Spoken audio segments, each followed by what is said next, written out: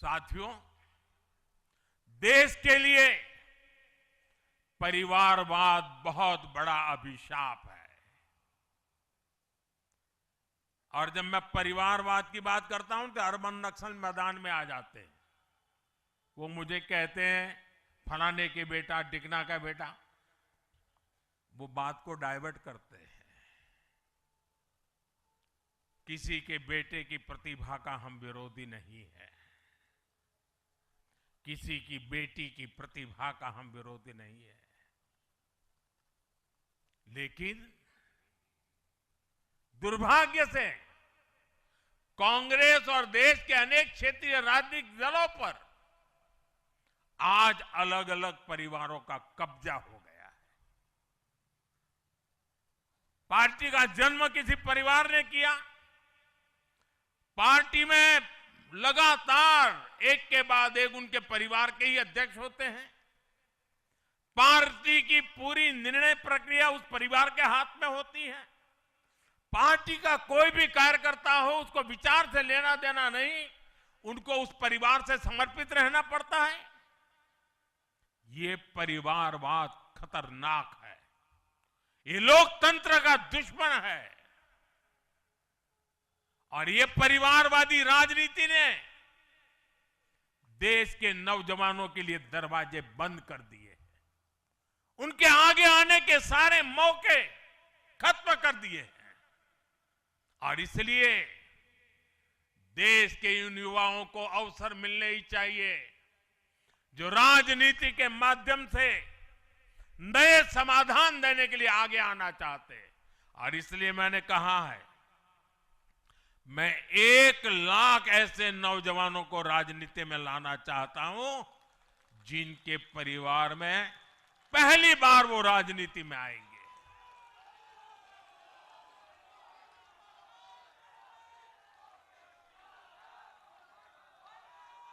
साथियों, अपने इन प्रयासों के बीच हमें हर उस बुराई से दूर रहना है। और ये बात मैं जरा गंभीरता से बताना चाहता हूं। जनता हमें आशीर्वाद दे रही है, निरंतर आशीर्वाद दे रही है। हम जो कुछ भी है, जनता जनार्दन के आशीर्वाद के कारण है। हम जो कुछ भी हैं, मेहनत कश समर्पित कार्यकर्ताओं के परिश्रम के कारण है।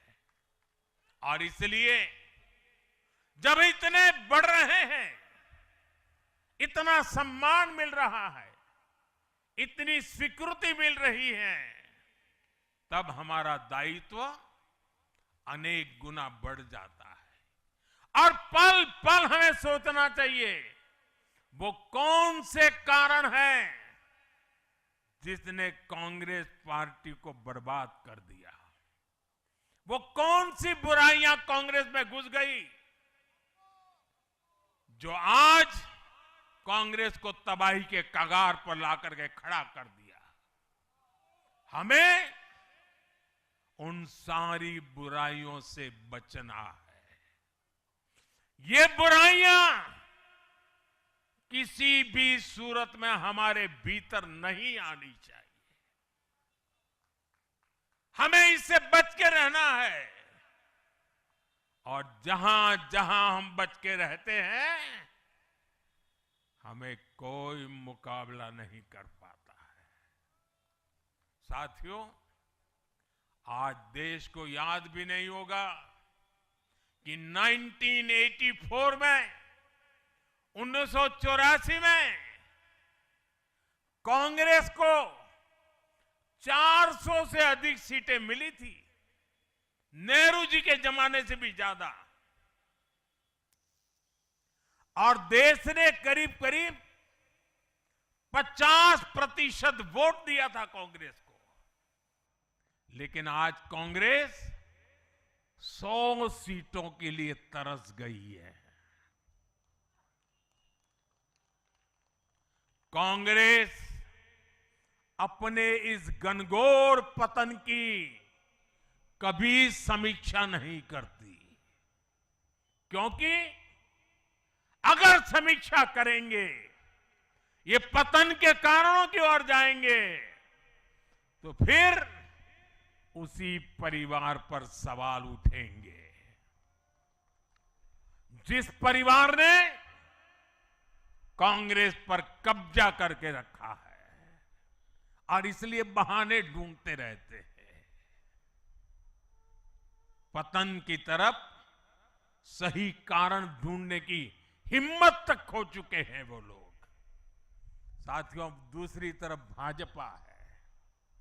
हम हार और जीत के बाद समीक्षा करते हैं।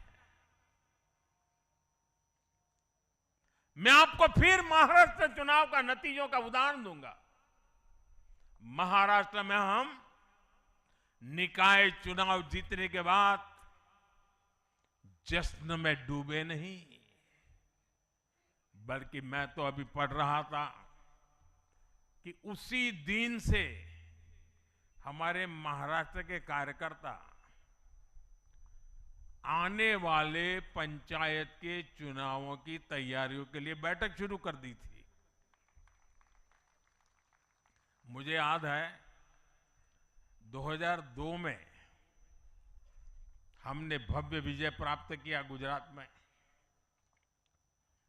चारों तरफ आनंद उत्सव का माहौल था, देश भरिया का मीडिया भी वहां मौजूद था। अर्बन नक्सल तो बड़ी संख्या में आए थे। वो बेचारे मेरे पराजय का जश्न मनाना चाहते थे, तो वो ढूंढ रहे थे सारी चीजें, और मैं एक मीटिंग में बैठा था, तो उनको बड़ा आश्चर्य हुआ कि इतना जलसा चल रहा है और ये कैसा मुख्यमंत्री है जो आज चुनाव नतीजे आए हैं और बैठा है। और मैं क्या कर रहा था, मैं कार्यालय में मीटिंग ले रहा था, और मैंने पूछा, अच्छा बताओ भाई इतनी हार क्यों गए? ये भाजपा है जो जीत का जश्न मनाते समय भी अपनी कमियों की लगातार समीक्षा करता है और कमियों से उभरने के लिए हर समय का उपयोग करता है। लोकतंत्र में इसी स्वस्थ परंपरा को, इसी डेडिकेशन को हम सब कार्यकर्ताओं की जिम्मेवारी है, हमें आगे बढ़ाना है। हमें ध्यान रखना है कि जो कांग्रेस की बुराइयों से बचेगा वही देश में आगे बढ़ेगा।